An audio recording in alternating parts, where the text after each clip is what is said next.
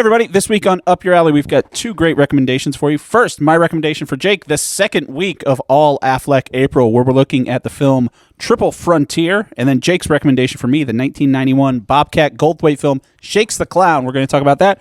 And we just went and saw Jason Statham's The Working Man, and now we're going to record this at Jake's house. Jake, anything to add? We didn't do this since Joker Part 2. No, and it's equally as... Oh, nope, this is better. I'll get into it.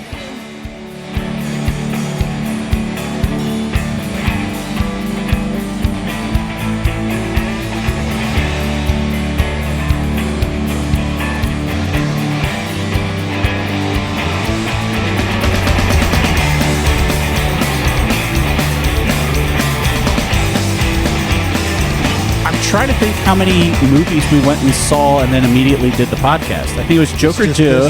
No, we did it for Ant-Man and the Wasp: Quantumania too. Oh my gosh, that was a while ago. Yeah, that was it. Hey everybody, welcome to the show. My name's Taylor Egger, and with me as always is my best friend Jake Baggett. Say hi, Jake. Every time we play that theme song, I'm like, man, Brother Bill's a good band. That's a good band. Everyone should check them out on brotherbill.bandcamp.com. You should also like and subscribe and tell all your friends about this podcast and do all that. Please do. Algorithm nonsense. How you doing, buddy? Dude, it's been good. We just spent 2 hours in a movie theater together. That was a long movie. It was longer than it should have been. Yeah. Stuff just kept happening. So, yeah, we'll just jump right into it. If Literally, it's your first time... new villains pulled into the parking lot after the old villains were killed by We'll talk about it in just a second. So if it's your first time, apparently in podcasting, you're supposed to assume that it's someone's first episode, every single episode.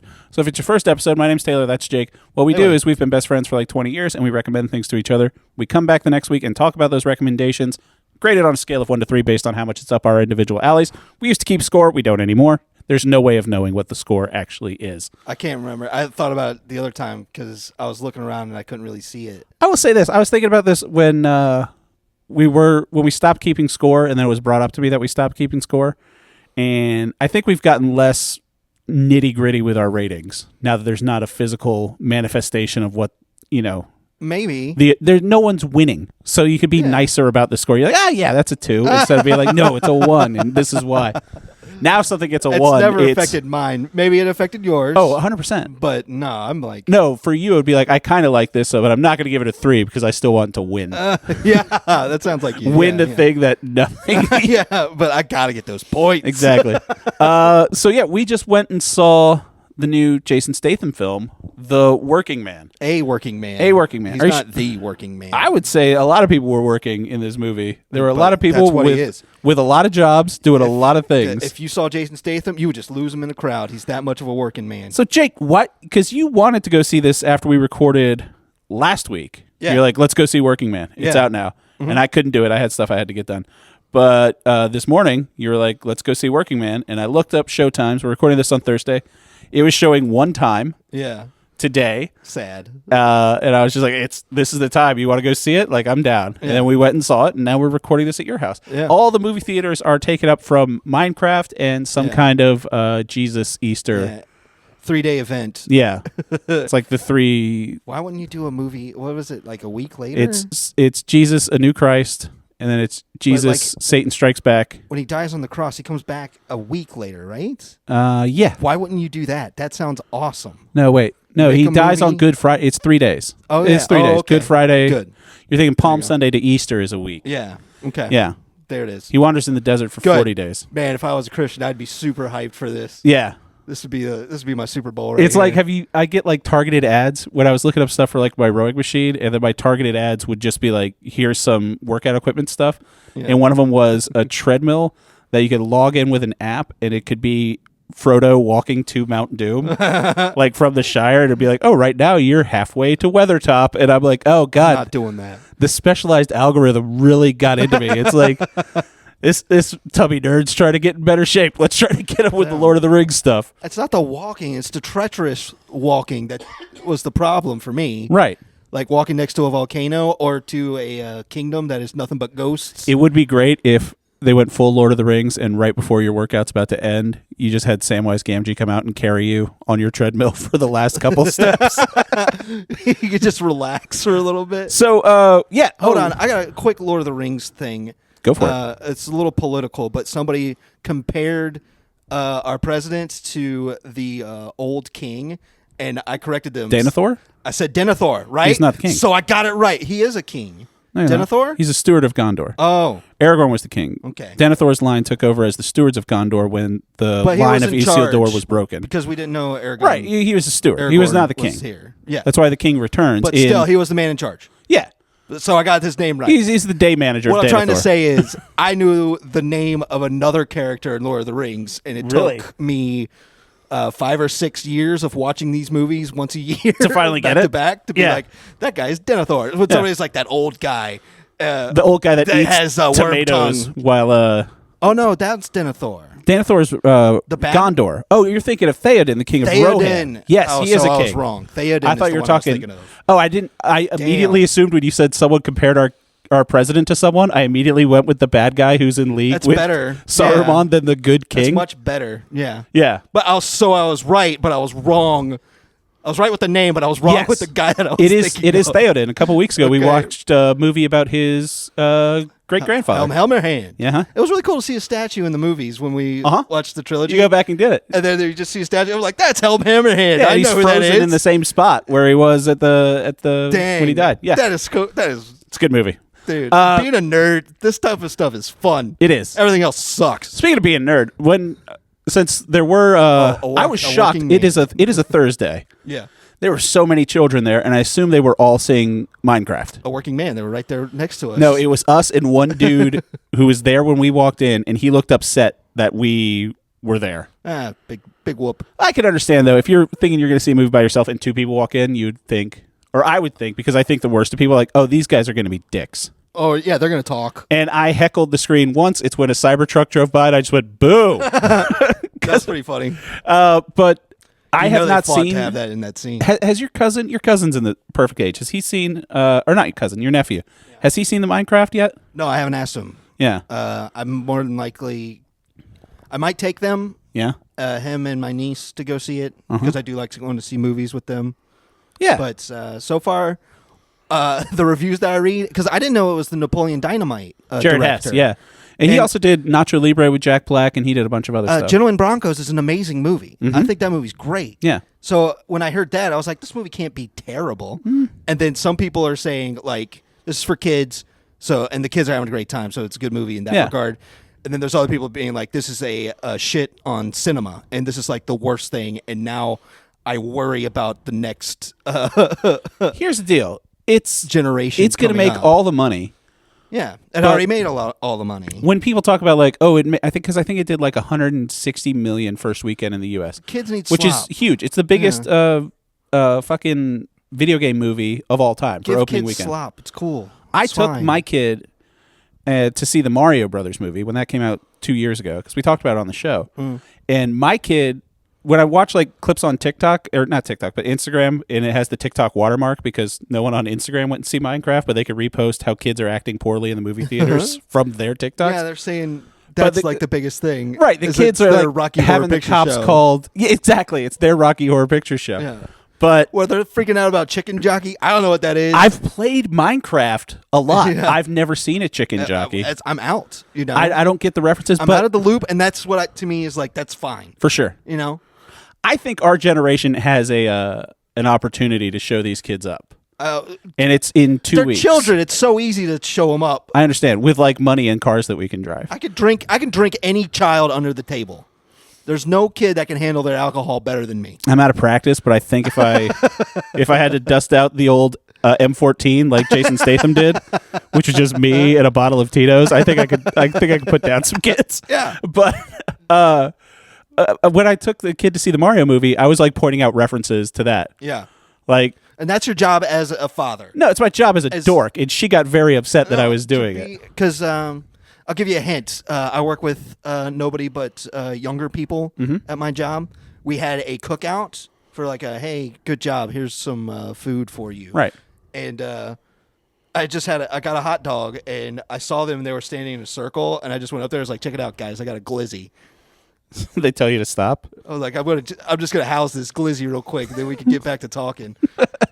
No, they understand exactly. They know exactly who I am. Right. That I understand this from like a tertiary understanding of what a glizzy is. It's a real Steve Buscemi, hey fellow kids yes, situation. One of those things. We're having a fun time, and they're having fun too. So I've been having like this thing with my kid where I'm convinced that since their generation is so much more interconnected than our generation is, just with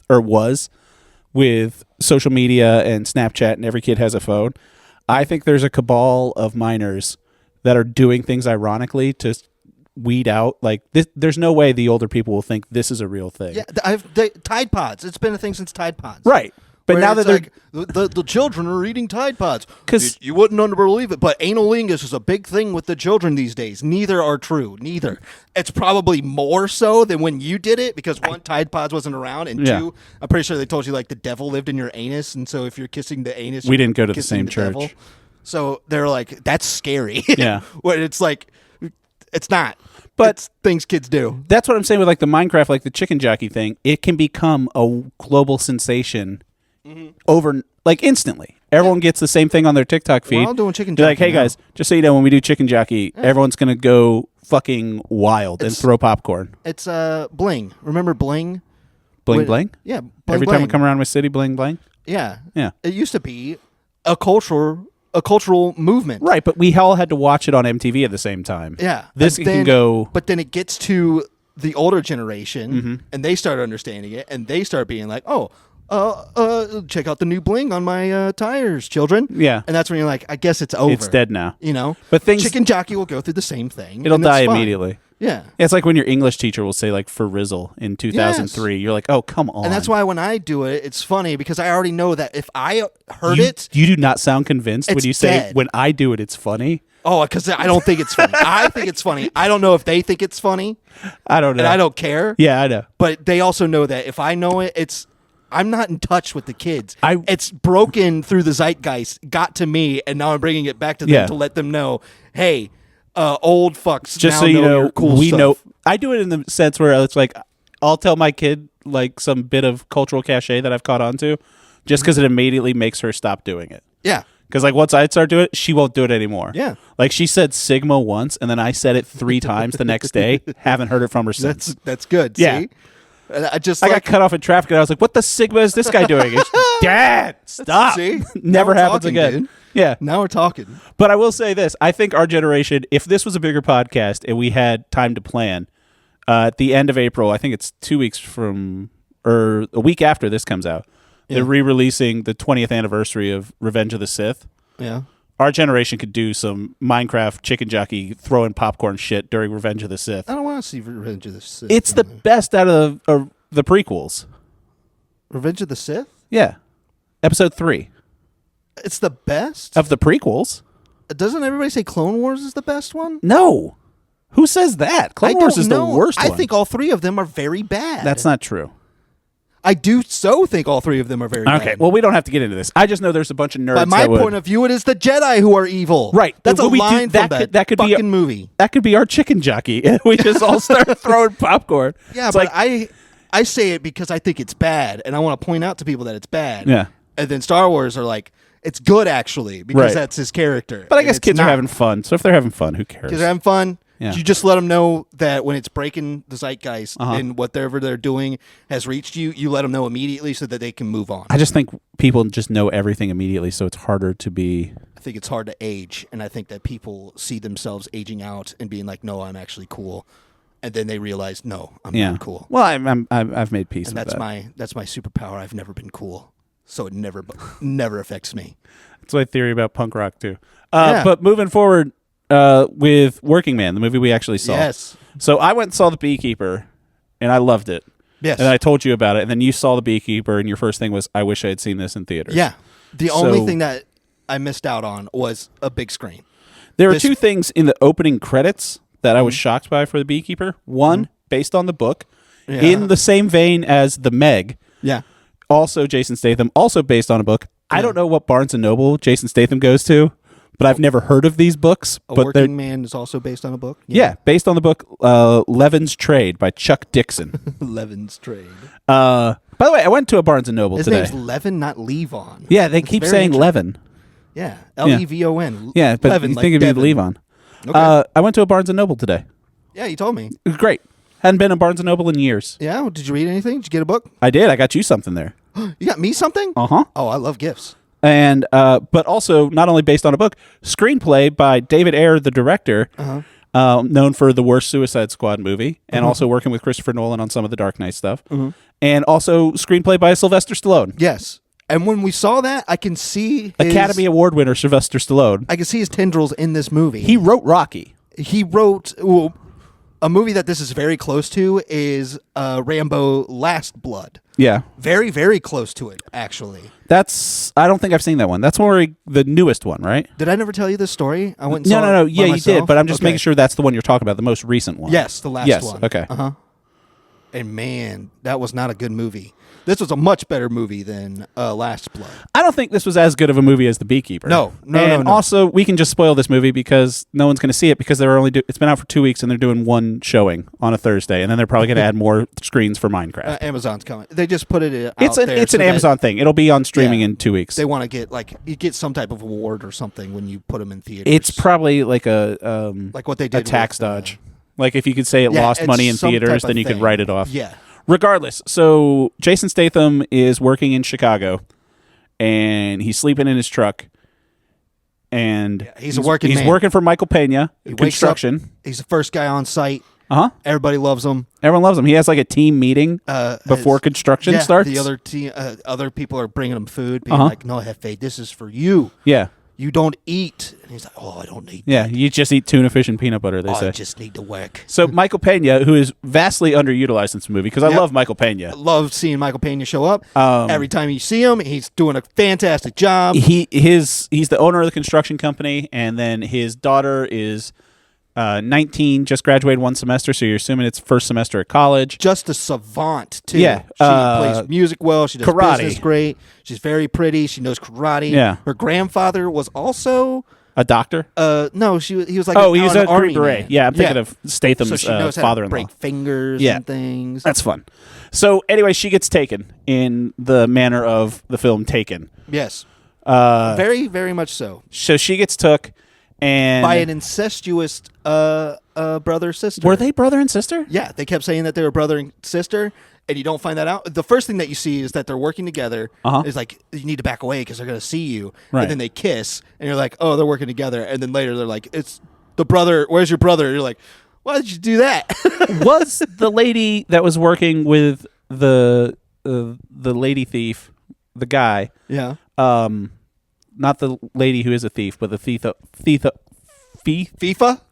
thief of ladies.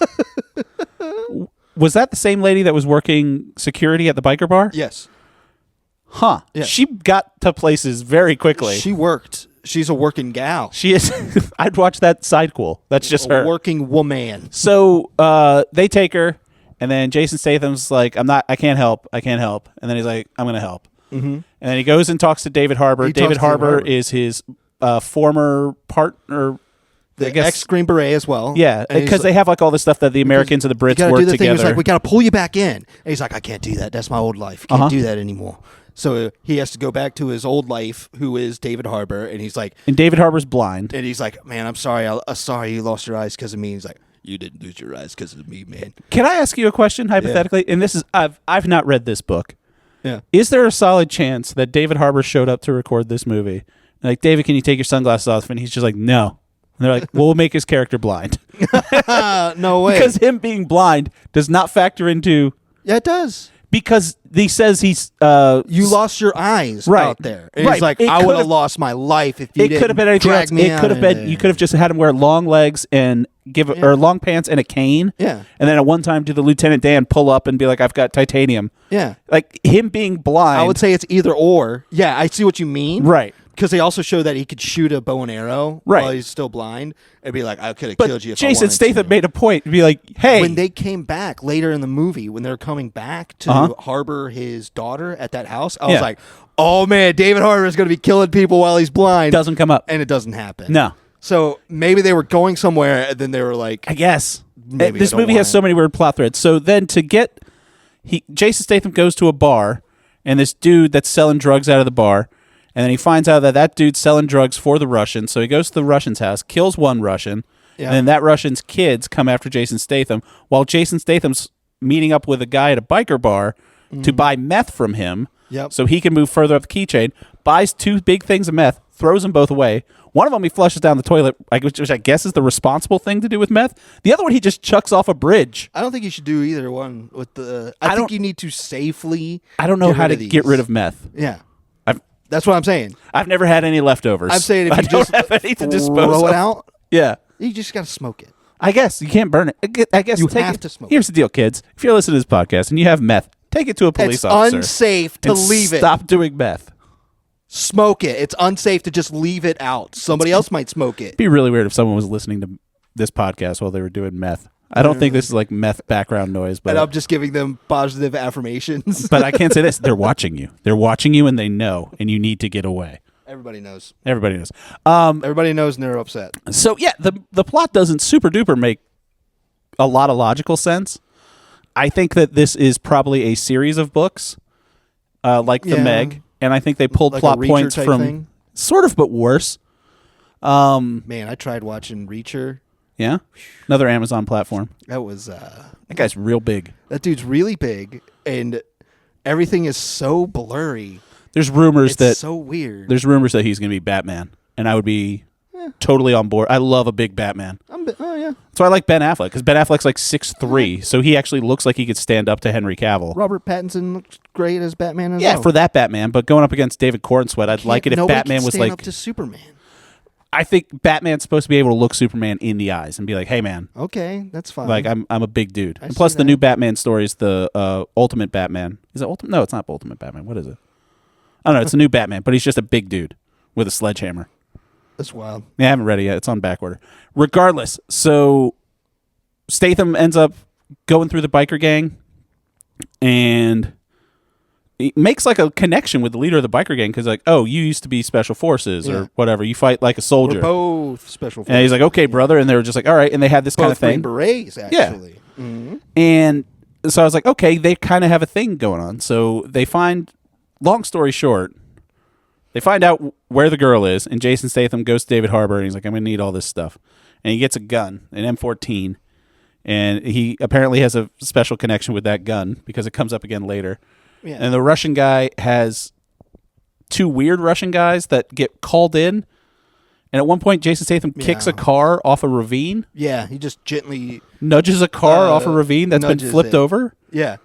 He kills the 2 tracksuit guys. Yeah. Every Russian sons of the Russian villain guy. story needs 2 guys just in matching tracksuits. Yeah. It's one of those. Yeah. And it's just, this movie is long. It's very long. This movie takes way too long, but when it gets to Jason Statham getting back to actively trying to save Michael Pena's daughter, it energizes me again. Because he usually opens with him like scooting a grenade across the ground for a big explosion, and then he starts shooting people. That stuff's very fun, but it kind of takes its time getting in between the two. And in the final showdown, there's like this underground casino that like all these rich people are at, and there's a creepy old guy that's supposed to be like the Penguin because he wears a top hat and he has a cigarette holder. He looks like the Penguin. He looks very penguin-y. Yeah. And he's like buying the girl. He bought her first. And then she bit him. Yeah. And then so he bought her again. And he wants to kill her. And now he wants to, turns into a hostile situation. And Jason Statham breaks into this casino, starts killing everybody. And then immediately they're just like, it's him. Like the girl was even like screaming out for him. Like, Levin! Mm-hmm. And you're like, you've been missing. First of all, in the film Taken, which is the gold standard of this type of movie, first Taken, like Liam Neeson says, he's like, if I don't find her within 3 days, she's gone forever. Mm-hmm. They make a point that she gets taken on a Friday night, and then Monday morning shows up to work, and that's when Jason Statham finds out she's gone. So she's already been gone for 3 days. Mm-hmm. And then he goes and hangs out with David Harbour for a night, and then he spends a day like dicking around with the bikers and like goes on a drug. So I'm like, she's been gone for like 2.5 weeks at this point. So this girl's been for 2 weeks, living through hell. And finally, when she's in this hellish casino, she starts hearing bullets fly and bombs go off. And her first thought is, thank God it's that guy that works for my dad that I kind of saw beat up someone sometime. once. Like, he wasn't well known that he was a former Special Forces. She saw him at the job site beat up 3 dudes.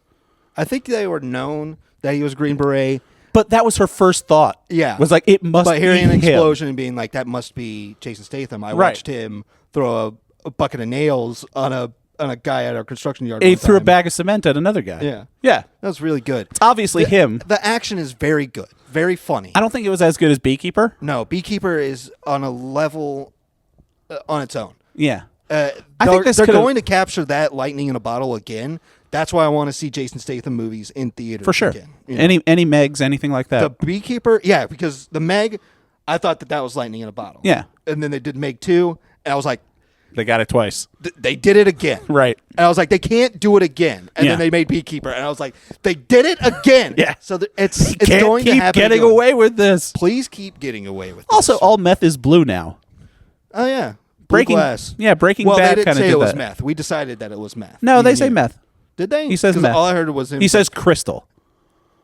All I heard him say was, "I want the blue gloss, the Yeah. good stuff." He said I was movie like, when they talk about the biker bar, it's like they're moving crystal out of there. No, I don't remember that. Which I think drug dealers dye it blue now because of Breaking Bad, which is a nice thing for. Advertising. Yeah, I mean, I guess it's all about branding. That's what you got to go for. Regardless, yeah, this movie's fun. This movie's fun. He says goodbye to his was gun good. at the end, which is kind That of was weird. Yeah, they didn't establish that. no, The movie, of course, it's all about masculinity. Yeah. Right? And he just wants to do his job, and like that's very masculine right now. But it's not enough that he's like really good at his job and he's really good at killing people. He's also a better caretaker for his daughter than his wife's grandfather. yeah, that's a whole other side plot. It's like because his wife's wife dead, is dead by suicide. right? She committed suicide Because he was gone. while he was gone. Deployed. We didn't go into why, other than It's probably. when. I hate to say it, Jake. We might have to read this book. So Grandpa, We might have to read this book. so Grandpa takes his granddaughter, and they never to say raise where him, Grandma is. and he keeps throughout. It's like you are terrible, a danger to your Right. daughter. I know Whenever it's they your see day to him- pick her up. Yeah. But I'm going to have this Alice in Wonderland party with Yeah. with a rabbit on stilts. Yeah. And then she's not going to want to go. And she's that's something I told you in the theater. Immediately. The most realistic part of this movie Absolutely. is Jason Statham's sitting in his car. He's staking out. He gets a FaceTime from his daughter. He's like, "What are you doing?"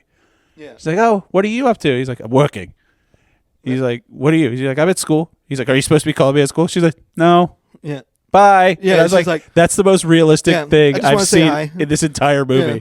Is getting a phone call from your child, be like, "Aren't you supposed to be in school? Like, what's going on now?" That was very cute. I'm gonna go back to stalking these biker guys. But he also he had to emasculate the grandfather. Yeah, Saving his life. Being carried him out of the fire like I've a taken bitch. my daughter and went, yeah, Yeah. she's not safe here with you. Also, there's But then rumors. also he had to emasculate Michael Pena, Uh huh. the actual father of the Yeah. girl that was caught. Here's your daughter back. He is blubbering and crying and drunk, and then he's like, "You need to get it together. You need to show him that you have hope." Your Statham impression's pretty good. I'm not gonna lie. Thank you. He's like, "I'm gonna go save your daughter." Yeah. You get it together. Yeah.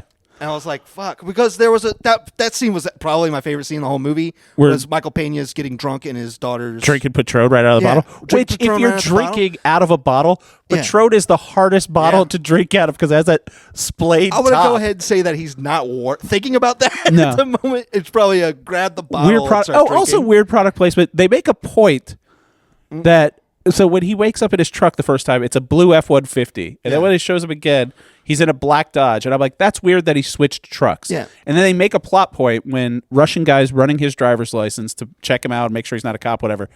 Like, you're driving a rental. We ran the plates. Yeah.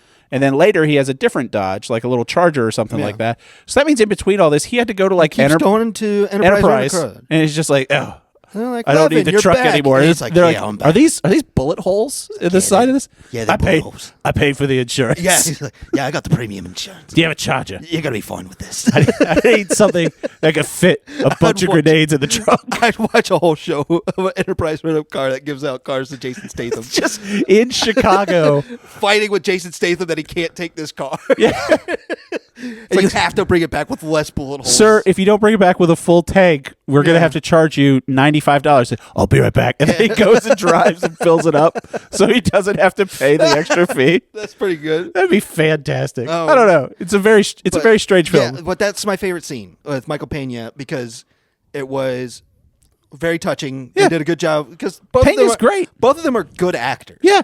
That's why these movies are fun. Is that Jason Statham gives it a fucking performance every time. And he does well. It's not like the Steven Seagal thing where the action movie sucks and it's not well written, and you can tell the actor doesn't give a shit. Yes, very true. Statham's good in everything he does. Gives such a shit. Yeah, and like Michael Pena's family are all downstairs, worried about his daughter, and he just talks to his buddy. He's like, "You need to give him hope. You need to take care of your family." And he just reaches down and he picks up the bottle and he gives him a hug. And he's like, "I'm gonna go help you get your daughter back." I was like, "That's the sweetest thing I've ever seen." Because he even says, "You are my family. You are my family." And I was like, "This is beautiful. Right. This is the good stuff right here." I think you could have trimmed a lot out of this movie. You could have trimmed out so much. You could have just had that scene. You could have had my daughter's missing. You could have had that scene, and then you could have had him shooting car after car. I get the whole thing where he says, "You're not a father." I don't think he needed the thing with the grandfather. I think it could have been, his wife did this, and then say like the courts decided that he's something like that. Probably would have been, or just this. You don't have a house, so she's going to go into foster care for right now because you're living in a truck. Yeah. And then that could be the whole thing. Instead of it would have been the grandfather having weird Alice in Wonderland parties, then it would have been like, oh, he needs money so he can get his daughter affluence. Back. Yeah. Right. And I guess that makes sense as opposed to whatever. But I like the twist that you were giving it where it's like you're working night and day and you still can't afford a house, so we have to take your daughter away. Yeah. And like that gives me a little more reason why. He doesn't want to do this, but it gives me a little of the triple frontier idea where it's like, I get why somebody would be pushed into doing this. And the only reason like I would back away from that from a narrative standpoint is since he's going back to get his boss's daughter and be like, dude, you don't even fucking pay him enough to get a house. Yeah. Like, why would he give a shit about your daughter? Yeah, it's very Then true. it would just be about the money. Yeah. But, I mean, I could understand maybe he had debts or something like that. Like his wife ran up credit cards. I don't know. Yeah. And that's why she killed herself. I don't know. There are ways around this. Clearly, this movie was kind of filling in blanks all over the place. If you want to watch a Jason Statham movie, that you could do worse. Yeah. This was pretty fun. I had a good time. Yeah. All right. Well, speaking of former special ops guys, let's start with my recommendation for Jake. Okay. The 2019 film Triple Frontier. Yeah, boy. This film is on Netflix. You can watch it right now. It's starring Ben Affleck, Pedro Pascal, Oscar Isaacs, Charlie Hunnam, and Garrett Hedlund. Yeah. Elevator pitch for this. Oscar Isaacs is working in Colombia. Yeah. He's working with the cops there. He's like a special military contractor. He's a military contractor. He's not working with the police. There's a great scene at the beginning where they're making a raid on a drug house, and Oscar Isaacs blows up the top floor of the drug house with a grenade, and then looks at the cop and is like, "Nice shot," because you like get the vibe. He's like, "All right, he's not supposed to be helping actively with this stuff," so he tells the cop, "Hey, nice shot." Great scene. Oscar Isaac goes up and goes back to the States. Finds Charlie Hunnam. He's giving speeches to vets. They find Ben Affleck. He's selling real estate. He can't really sell condos very well. Garrett Hedlund's cage fighting. Pedro Pascal's just helping with that, kind of.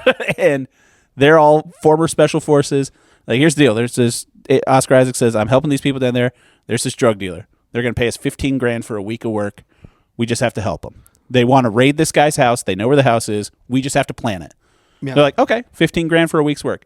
They get down there.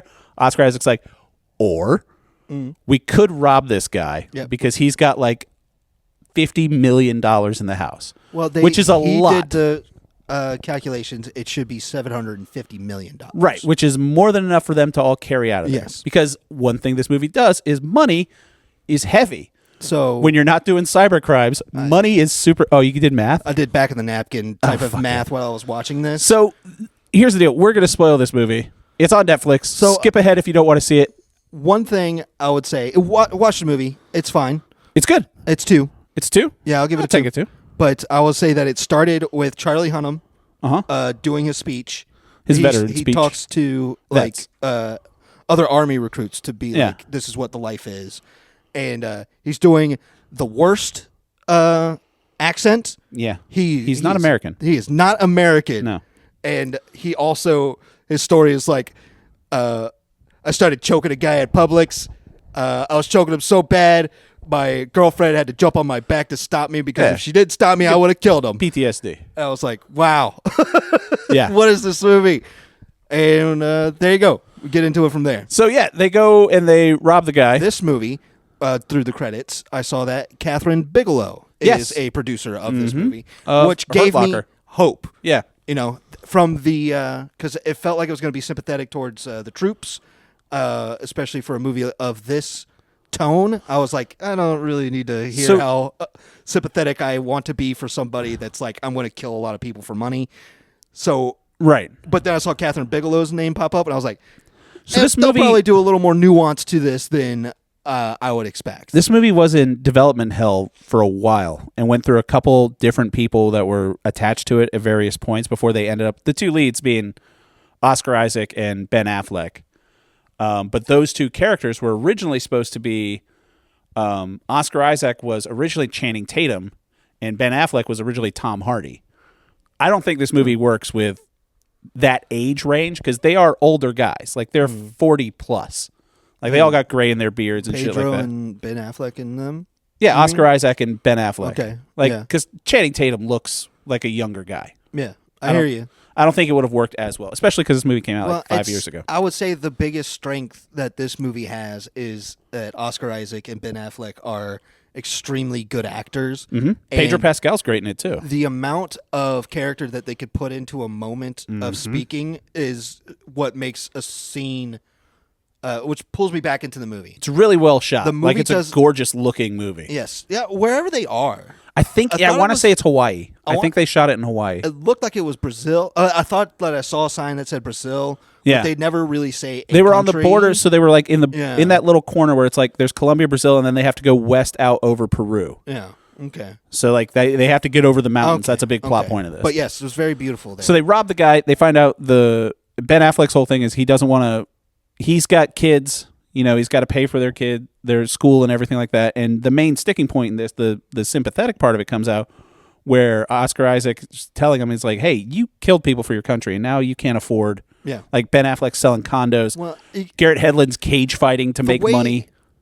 You say that it was sympathetic. To me, it felt more like I get that motive, you know. Yeah, maybe that's right. I have no it's sympathy towards any of these people, explanatory than sympathetic. You can see where they're coming from. Yeah, they've all killed for their country, and they're all struggling. Every single one of them. Now they're going to go kill for themselves. And they're like, what if we just did it for ourselves? And that's a far more intriguing point to me than being like, look, I have a heart condition, and I need to get this money fast to save my heart. I was like, I don't give a shit about your heart. But when you're like, I'm old and I hate this and I don't get shit from it, let's just do it for ourselves. Especially that's a motive that makes so much sense. They go down for the planning thing, and they have the whole thing. The drug dealer lives in this mansion in the jungle, and Ben Affleck's like, we're going to do it on Sunday. The family goes to church. Half the guards leave with the family. We have to do this. You stick by the rules, everything like that. They go through the house, kill all the guards, can't find the main drug dealer, and they're like, where's the money? The money's not in here. They go through the house, they knock out the guards first. Like you're trying to play Metal Gear Solid on the hard difficulty. I mean, like you're trying to play Metal Gear Solid, period. You shouldn't be killing any guards. Until you get the silence gun, and then it's you. pew-pew. No, you don't kill any of them. I shoot that old man in the wheelchair early so I could skip that boss fight. They had 40 minutes. Go in, grab as much while the family's gone, go in, kill the main drug lord. Oscar Isaac wants to take him out. Grab all the money that you can. There should be a van parked out. You can just drive right out. Mm-hmm. So there's this amazing scene where they can't find the money, and then it has that revelation where it's like the house is the safe. Yeah. They tear open the walls, and the whole in between every stud in the house is just cash. Mm-hmm. And it was a great moment where Ben Affleck really has a turn where he's like, once you actually see all that money, you're like, I'm going to get as much of this as I literally can. Yeah. They fill up a car with it, and that's what I would say. Pedro Pascal's like, we had a heart out at 40 minutes. He's like, I don't care. I don't care. Just get it all. Say we have a heart out. It showed that he's untrustworthy in that moment because they didn't have a heart out. Right. He gave them a buffer, and he's like, no. I told you 40 minutes. It was really 47. It's 11 minutes to get there. Yada, yada, yada. And I was like, Affleck's great at screaming at people. Affleck is great at making me be like, what an asshole. Like, he's doing something that's pretty selfish, and he did something that's pretty, like, that's not on the level, dude. It's a real moment from the town. It's like, cool. I need your help. We're going to hurt some people. whose car are we going to take? A little bit, but it was a lot of just you're fucking up, dude.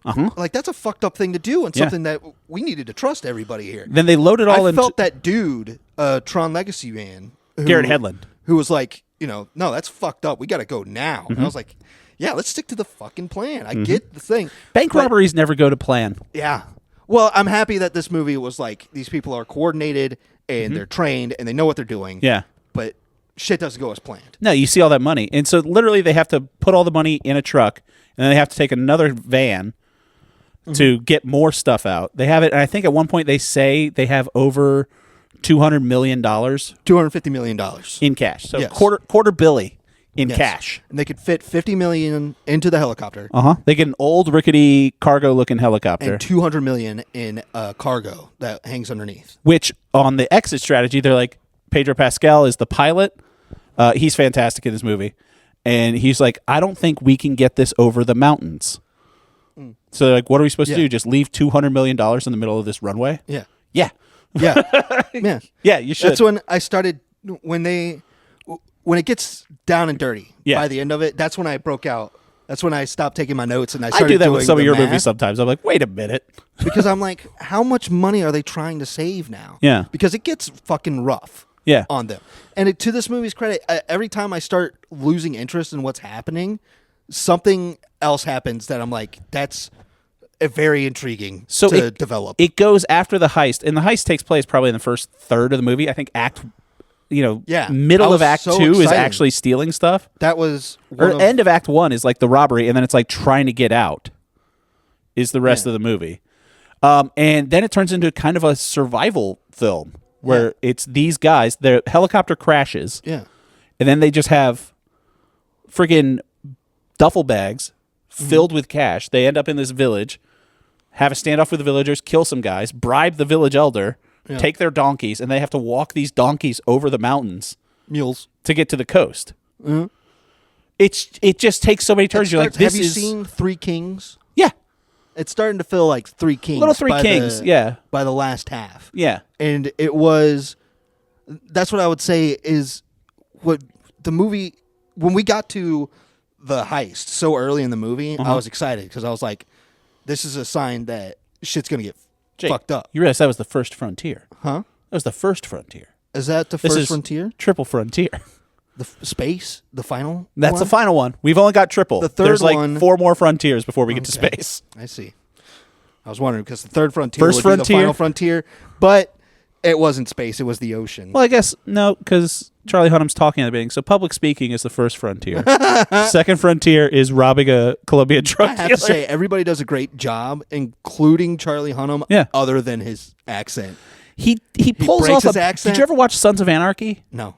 So he's doing a voice in Sons of Anarchy as well, but it's more of a stylized, like, criminal. He's not trying to sound like a straight American. Oi, I'm here. No, he's an American. He's a biker in Sons of Anarchy. So he's giving it some of that. He's a little gruff. He's got a little more thing to him. He's not trying to be like a stand-up citizen. Like, I'm delivering a speech to veterans, telling them about how to fix their future. Yeah. He's not trying to be Captain America, essentially.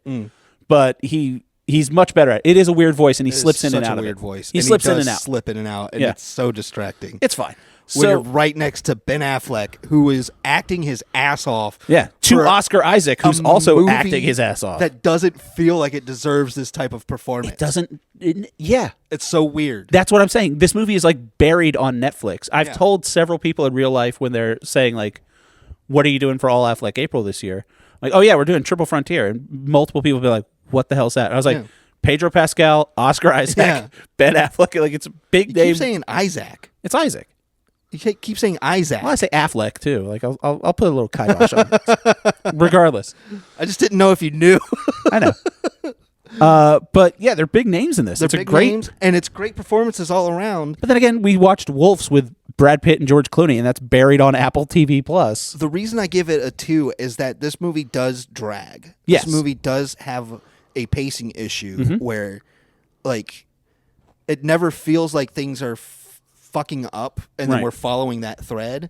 It feels like things wrap up and then they're like, okay, and now we're going to go do this, and then that thing messes up. It doesn't have more of the constant deterioration where it's like a Yes. movie that's just like people's plans are falling apart. It feels like there's, I guess I that's get that. fine, but it's just, it's kind of jarring, and it just kind of I feel myself losing interest in frontier after frontier until that thing. You like 2 out of 3 frontiers.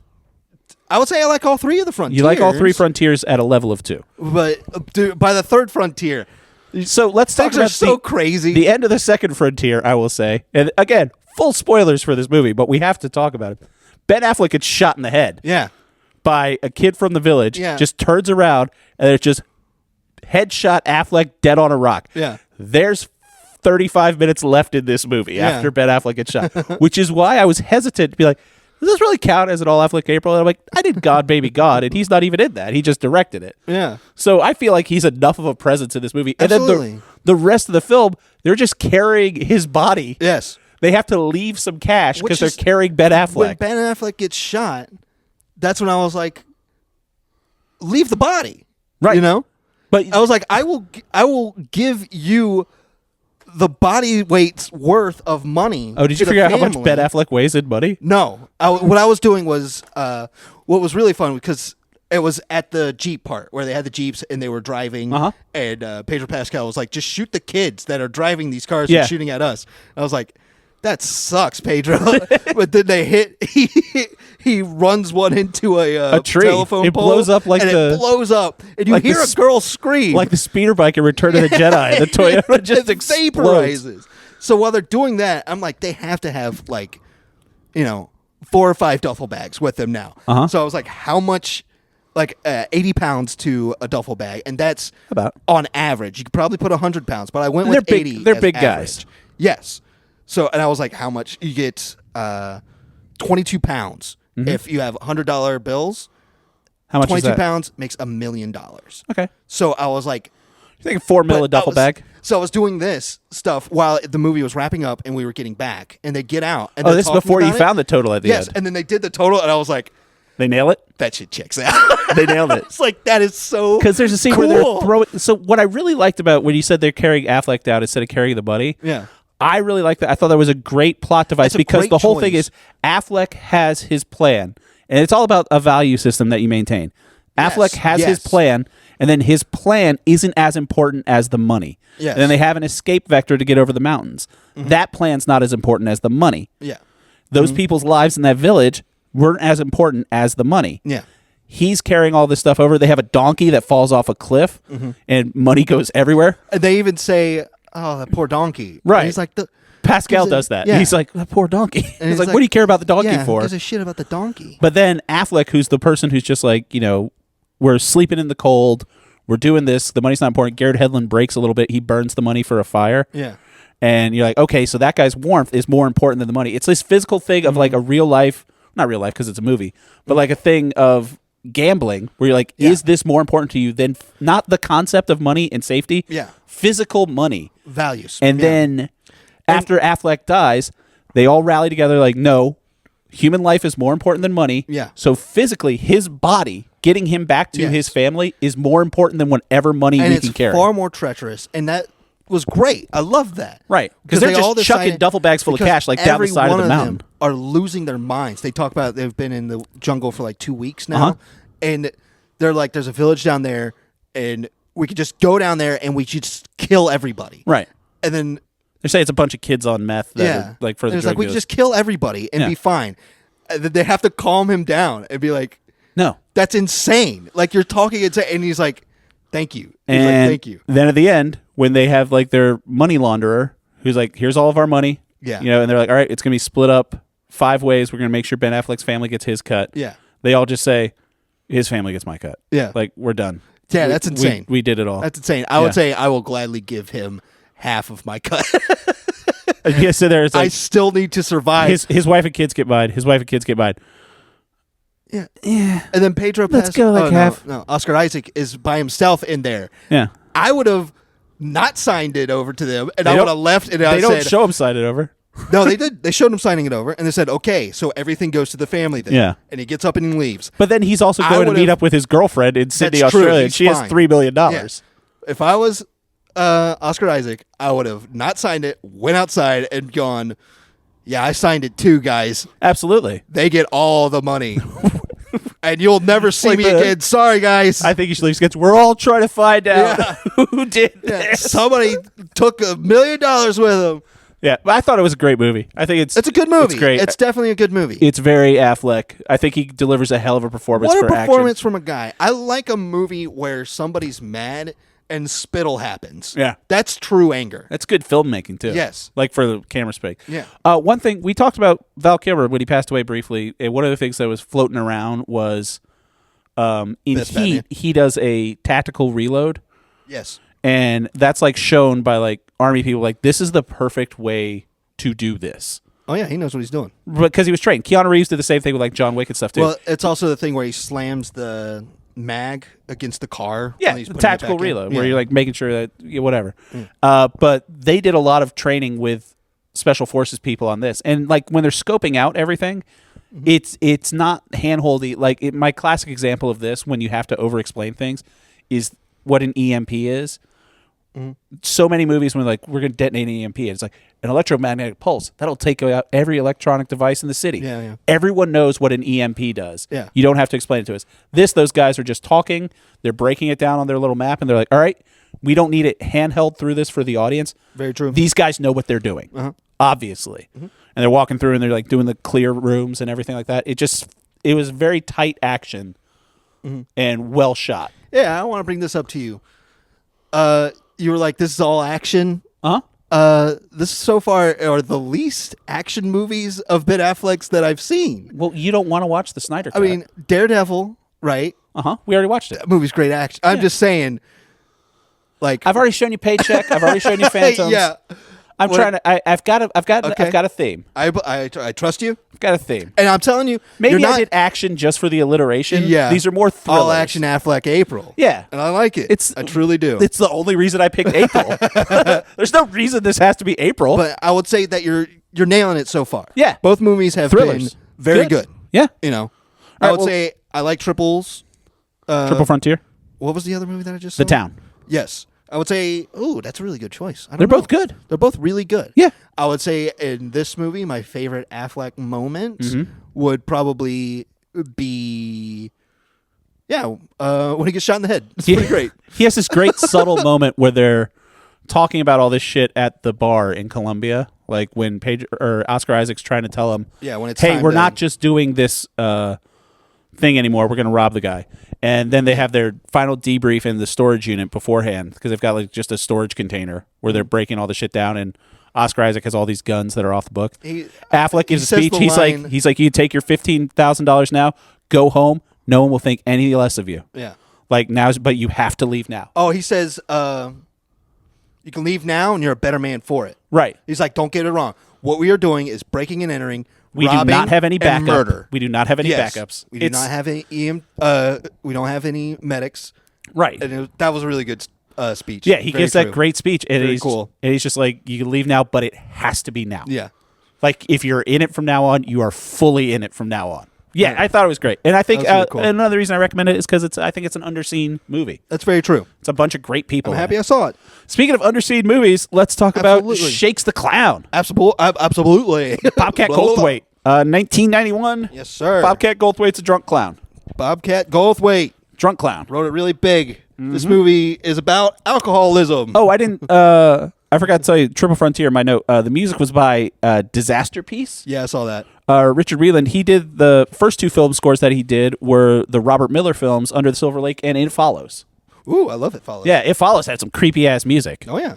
That was a weird fucking movie that you made me watch. Oh, yeah. I love It Follows. But yeah, and he goes by the name Disaster Piece, which go off. Like, sure.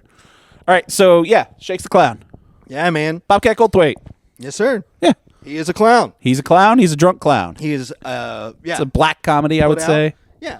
And he's just somebody who's, when you see him, he's a wreck. Uh-huh. He's terrible to his friends. Except he just banged Florence Henderson in the opening scene. That's very true. Yeah. But he gets pissed on. Carol Brady. So I don't know if it's worth it. But he's a clown.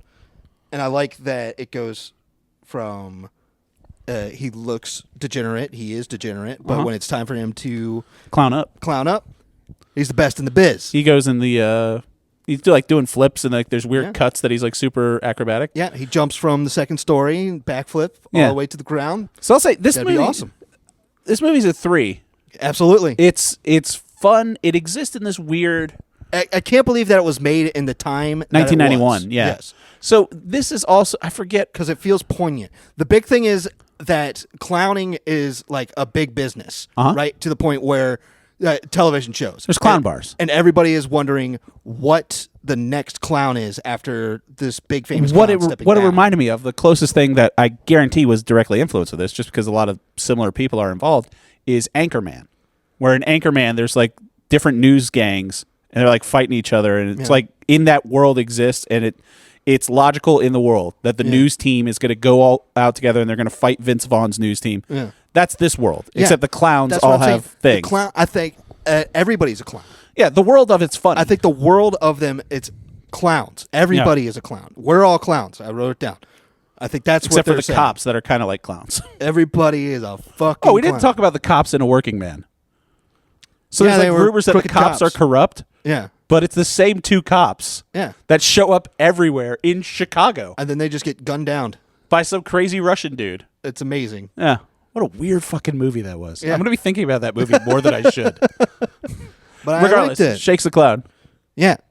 Yeah. Kathy Griffin can't act was one of my notes is I don't like Kathy Griffin. I think she's just an off-putting character on screen. Yeah. I don't know what it is about her. Even when maybe it's because the first time I remember seeing her is on Seinfeld, where she was supposed to be that. Maybe. She's like another stand-up comedian that all she did was talk about how much she hated Jerry Seinfeld.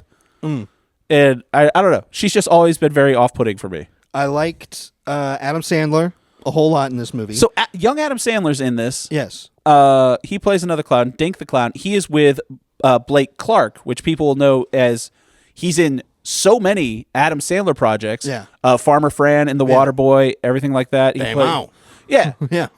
That's Joe Dirt. But yeah. Home while you make it. Yeah. You like to see homos naked? Like he's in so much, but this is where you make it. They're right next him and Adam Sandler, and I was like, is this the first time they worked together? This is the movie where they met. It is. It is. This is where they met. Wow, that's beautiful. And also, his character, Blake Clark's character, was supposed to be originally offered to Colin Quinn. Oh, wow. Colin Quinn turned it down because he didn't want to wear a dress. But so the whole point of the story is Shakes the Clown. He's an alcoholic. All of his friends are like, hey, you're an alcoholic. His boss tells him you're fired from being a clown. Yeah. And this is kind of apropos that we watched this movie, considering the last time we talked about movies at your house after we watched the movie, we watched Joker Folia 2. This is a better clown movie than both Joker movies. Absolutely. It might be my favorite. Have to say. Might be my favorite clown movie. I would have to say. Think about that. Because I was very impressed. Because I didn't think it would be just about alcoholism. Does Death to Smoochie count? No. Another great Robin Rainbow Williams. Randolph. Yeah, but children's show. Kind of similar vibes. Black comedy. This thing is just about being a clown, which I think all of us are. That's the movie I would relate it first to. If you like Death to Smoochie, you would love this movie. Yes, that's a really good point. 100%. Also, Bobcat Goldthwait directed World's Best Dad. With Robin Williams. Another Robin Williams performance. He also directed Willow Creek. Have you ever seen that? No. It's like I hear it's good. It's a horror Bigfoot movie. Yes, I hear it's good. Like a Bigfoot. I like Bobcat Goldthwait. Yeah. He's knocked it out of the park with this fucking movie. It's great. I have to say. There's just things about alcoholism that this movie does really well is like it's hard to quit alcohol when it is your culture. You know what I mean? Yeah. Like they meet up at bars 100%, and stuff. yeah. And you come to your friends and you're like, I want to cut back and I don't want to, I don't want to drink anymore. And your friends are like, yeah, we're behind you 100%. He's like, but let's take a shot to celebrate. Type thing. He's like, you don't have to. That's one thing they have. They're like, here's to your sobriety. And they go out and it's like, that stuff really clicks with me. The other stuff that clicks with me is that it's not that Shakes is a bad person. It's just that he thinks he's a bad person. So he hurts himself as much as possible. Yeah. He's got a girlfriend who even says, it doesn't even bother me that you sleep with other people. And she wants to be a professional bowler, which is hilarious. She is a great bowler. Yeah. But she's like, it doesn't even bother me that you sleep with other people. It just bothers me that you lie about it. Yeah. And I'm like, yeah, you're just a nice lady. Communicating. Well, no, it's not about her being I know what you're saying. It's like you could have had the life that you were so scared to show others. Yeah. And you're not doing it because you think it's bad when none of us think it's bad. None of us think you're bad. I think there are two standouts in this movie. Like Bobcat Goldthwait as the main character. He's great. Yeah. The two standouts, one, you mentioned it briefly when you recommended it last week, is Robin Williams plays a mime who's teaching a mime class. Yeah. And he is full on 1991 Robin Williams. He's got such a fantastic energy. What did I write? But it's antagonistic. I just wrote, fuck Robin Williams was amazing. Yes. This is something where I could see why people were enamored with him. I bet they just set up the camera. They're like, just go. I don't like, think we so. didn't even write you anything. Just I think he had good direction. You're teaching a mime class. Do whatever the hell you want to do, Robin Williams. It was a lot about, because he pulls Shakes up to do, because Shakes is pretending to be a mime. Right. And he's being very mean to him about his miming. Right. But it's just like Curb Your Enthusiasm. They're like, this is the scene, improv. Do whatever you want. There's a good direction in this, which is some people that are good at what they do suck at teaching you how to do it. Yeah, it's a funny bit. Yeah. But if you go back and because I watched that scene again, there's times Bobcat as the director when he's in the shot with Robin Williams, he's looking away because he's trying not to laugh. It was hilarious. He's a force. It's fantastic. Nature. The other person, and I think this is the first time I've ever seen this person in live action, is Tom Kenny, who plays the villain. Tom Kenny is fantastic in this movie. He is the evil, or he's the bad clown. Yeah. And he's addicted to drugs, and he accidentally kills their boss because he wants to get on the kids' show. Yeah. And then he frames Shakes for it. Yes. And he has the help of rodeo clouds. It's very funny. He's like a demented psychopath. People know Tom Kenny best. He's the voice of SpongeBob SquarePants. Yeah. And I think he did Pinky and the Brain too? No, that was Billy West did Pinky and the Brain. Yeah. Regardless, he's a voice actor mostly. Mr. Show. This is the first time I've seen him like in a movie. He is so good in this. Yes, he steals every scene that he's in. The type of bad guy that he is, he's just very selfish. Yes. He's got like his two goons. Yeah. But one thing I noticed that I couldn't help but stare at him, in his clown makeup, he looks, and you just Google this, just Google Tom Kenny Shakes the Clown. He looks exactly like Thomas Middleditch. Yeah, definitely. If they remade this movie, Thomas Middleditch could do that character. Does. It's so good. But I was shocked by how good this movie was. Yeah, me too. I thought the messaging was great. It's going to make me reevaluate my relationship with alcohol. Oh, good for you. And I just saw that movie and I was like, I see a lot of myself in Shakes, and I see a lot of myself in just being a clown. That's what this movie was telling me. You went deep with it. Yeah, well, it hit me hard. That's fine. Just the small stuff where, what's his name? Adam Sandler's other guy on the other side. Blake Clark. He was egging Adam Sandler to go talk to a girl at the bar, and he goes over there and he talks to her. He gets shot down a little bit, but he comes back and he's like, "You see, you got shot down," and he's like, "Yeah, it doesn't happen. You just talk to women. It just works." And he's like, "Oh yeah." So the other guy tries it, and he's just like, "Hey, what time is it?" He's like, "It's 9:30, handsome." And he goes, "Oh, all right." He's like, it works. Yeah. So I wrote it down. I was like, "Just talk. Yeah. Just talk to people. Yeah. It works." It's a good movie. It was a really good movie. You know who else loves this movie? I found this on the IMDb trivia. My friend Sarah, I love you. Thank you for the recommendation. Good job, Sarah. Good for this one. In an interview with the Boston Globe, Martin Scorsese was interviewed. Yeah. Have you heard this story? No. It's Bobcat Goldthwait tells this story because he says it's his favorite thing. So this was an interview with Martin Scorsese when they're talking about preservation of film, and this happened in the 90s, this interview. And the interviewer said, "Do you really think we should preserve every movie? Would you preserve The Jerky Boys? Would you preserve Shakes the Clown?" And Martin Scorsese goes, this is a quote, "Shakes the Clown, I love that movie." Bobcat recalled, he then proceeded to say all these really nice things about the memory, and I remember reading it, or about the movie, and I remember reading it and holding it and my daughter like, "Why do you keep reading that?" And I was like, "Your dad will never win an award. This is his award. The fact that Martin Scorsese even knows I exist." So the interviewer said, "It's a very dark movie. It's a very real movie."